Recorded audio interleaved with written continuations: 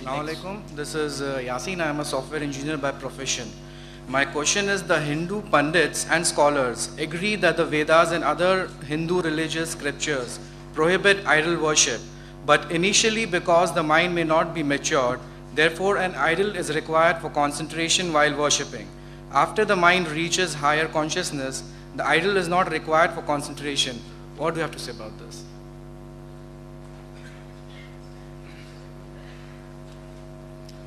The brother asked a question that the Hindu Pandits and scholars, they agree that the Vedas is against idol worship, against making image of Almighty God.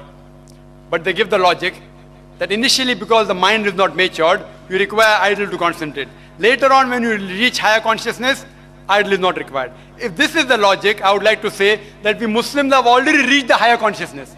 We don't require any idols to concentrate on Almighty God. We have already reached the higher consciousness, if this is the logic. But now let's analyze. Once I was having a discussion with a Swami from the ISKCON, Hare Ram Hare Krishna, it's there in Bombay. Hare Ram Hare Krishna. He came to IRF and we were having a discussion on idol worship. So he gave me the example that, Brother Zakir, see, when your son asks you, why does it thunder? So you tell him that Ai ma chakki pisti hai. Ai ma chakki pisti hai. That is the grandmother in heaven, she is grinding flour. Why? Because the child is innocent, can't understand. Therefore we give this. Similarly, human beings, because they are immature, initially idol is allowed. Later on when they get matured, idol is not allowed. So I tell them, and I told this Swami from ISKCON, Hare Ram Hare Krishna, that I will never tell my child, when he asks me why does it thunder, that Ai ma chakki pisti hai. Grandmother is grinding flour. You know why? Because to tell a lie is haram. It's wrong to tell a lie in Islam. You cannot, even if it's a white lie, you can't say. In extreme cases, certain cases, someone puts a gun and you lie, that's a different thing. Otherwise, normal circumstances, why should a person lie?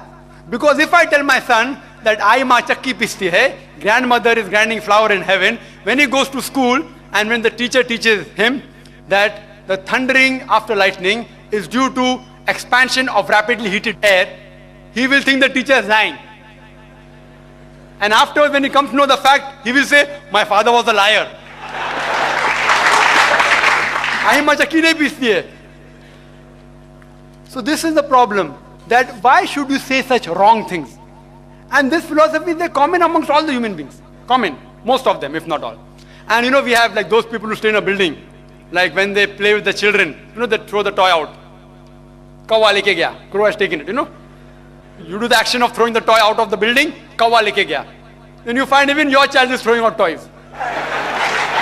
And then when you ask these parents, why is your children throwing out toys? वो तो everyone does, सब लोग करते, सब children फेंकते.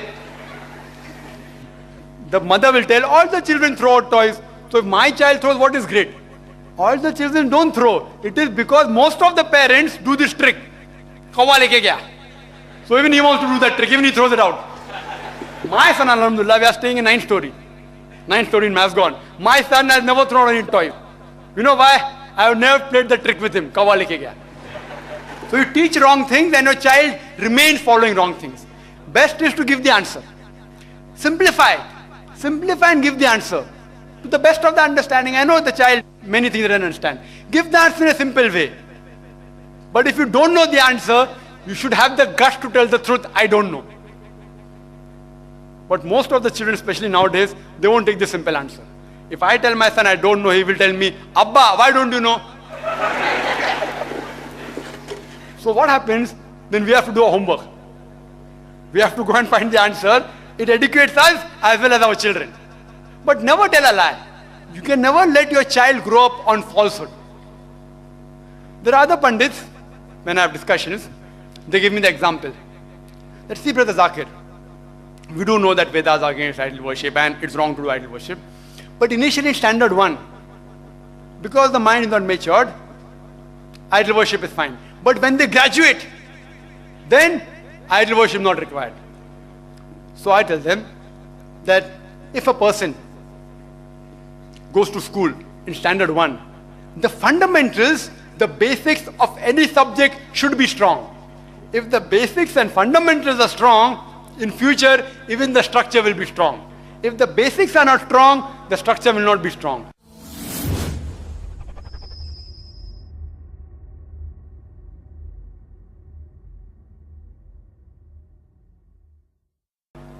So if a teacher teaches in standard 1, in mathematics, 2 plus 2 is equal to 4. Even after he goes to standard 3, 4, 5, when he passes school, when he becomes a graduate, even if he does PhD in mathematics, yet 2 plus 2 will always remain 4.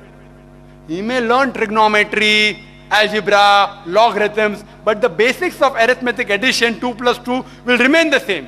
If the teacher teaches wrong things, 2 plus 2 is 5, or 2 plus 2 is equal to 6, in standard 1, what will happen to the student when he graduates? Therefore, the basics should always be strong. The fundamentals should always be strong. And these scholars, they know very well the fundamentals of the Vedas are regarding concept of God, that God has got no image. You cannot make any idol of God. That's the fundamental. I ask these people that if you know that the followers of a religion are doing wrong things, it's your duty to correct them. If your son says 2 plus 2 is equal to 5, will you keep quiet? In standard 1, you say, no, let him graduate, then I'll tell him that 2 plus 2 is equal to 4. Will you say that? You will correct him initially. You won't wait till he graduates. As much as you can explain, you explain. So if they know the Vedas are against idol worship, it's their job to tell the people that this is the fundamental of faith. Even in the initial stages, you can worship Allah subhanahu wa ta'ala without an idol. Hope that answers the question. Now we would allow